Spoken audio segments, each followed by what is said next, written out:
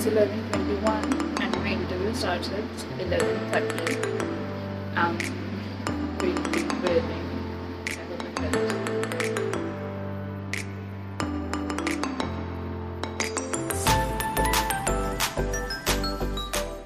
So here my interview begins with the greeting, and there were two interviewers, the panel of interviewers, and they told me how the flow of interview will be.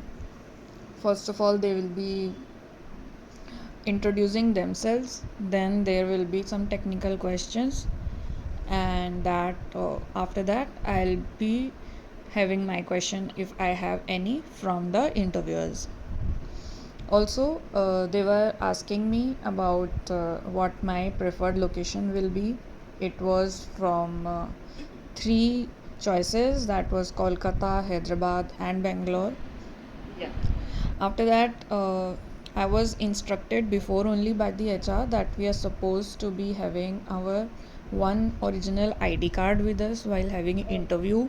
So that's a necessary before you sit for your interview. So that's when they took my photo. They had to actually take a photo with the ID. There was some problem in mine with the position, so it had to take a little time. But after that, it got over. And then here is when they asked my preferred location, and they reconfirmed it, that what I just said, it's that only now, and that's how it got confirmed. Then yep. Then they started their brief introduction about themselves. They were quite senior people. One was in the PwC SDC for 7 years, one was for 8 years, and both were pretty nice people. They were like quite cool in their temperaments. Then I was to introduce myself. So I began with my brief introduction.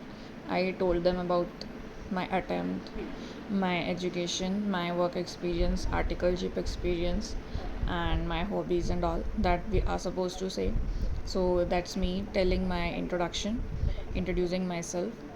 And after this round, I was asked some questions related to my resume that they had.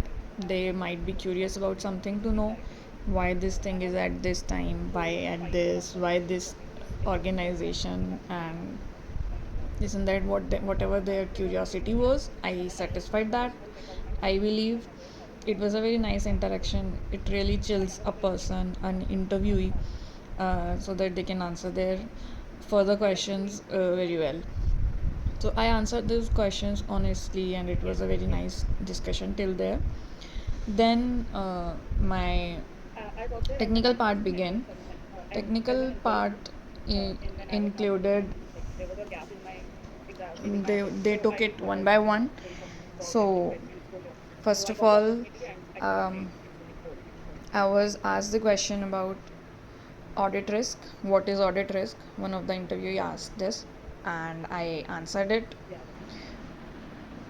And then there was the question that they asked, that what is the difference between provisions and contingency.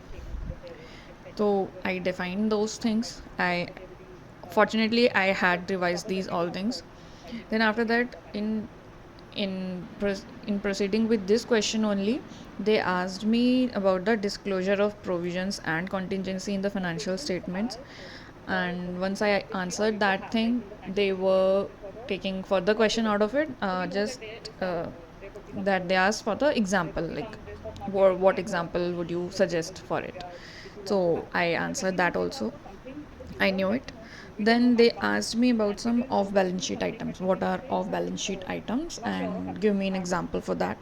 So I told that also. I think that's pretty basic question. Then there was some question about what is the difference between depreciation and impairment. That's a very good question that I will say. And after that, when I answered it, they cross questioned me about the impairment, like what is, why does impairment happens, what are the factors that lead to impairment, and why do we need to check it. So I gave that example also. And then the next question was difference between fair market value and the market value. So that's a very nice question. I haven't thought it of before, but with the experience of our writing questions and the fair market value index that we have, index 113, I was able to answer it. But the interviewers again grilled me over it for like what fair value is actually. They questioned it with giving a case that suppose this machinery is this, then what is the fair market value is, and that they wanted more clarity over this difference from my side. Then the question was, what is deferred tax asset? Give its example and how it is disclosed in the financial statements. So I believe that's a very pretty basic question again, and I did it. I told it very well. Then the next interviewer started it, and the question that he put in front of me was, how will you audit dividend received for a company? And I answered it following the assertion basis. We have to give the answers when we are telling about audit procedures. So I told them with every assertion very well. Then they cross questioned me about something, and I answered it. I think it was satisfactory to them. Then they asked me what is the audit procedure for audit of trade receivables. So I told it about again with the help of assertions only. Then they cross questioned about it, that how will we check its completeness assertion? Maybe I must have skipped it. So they asked it again. Then after that, he asked me that how will we do the cut-off procedure for trade receivables. So there was like these two questions in the trade receivables question only. These were a follow-up questions.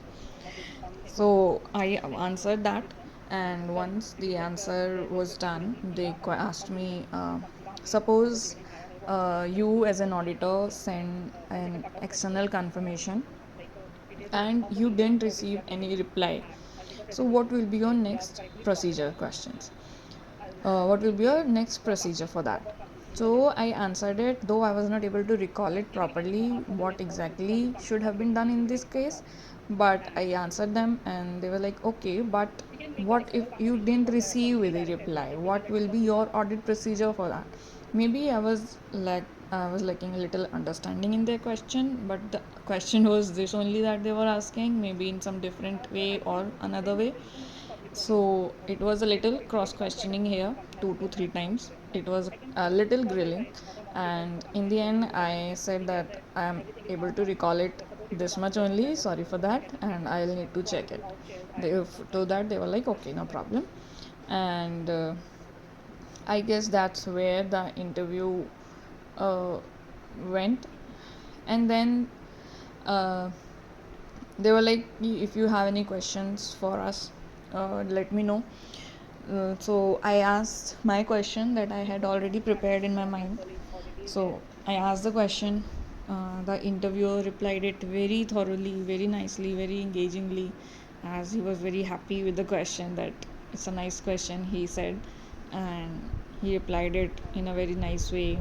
It was overall a very nice experience. Then they told, okay, that's all from our side, and the interview was over there.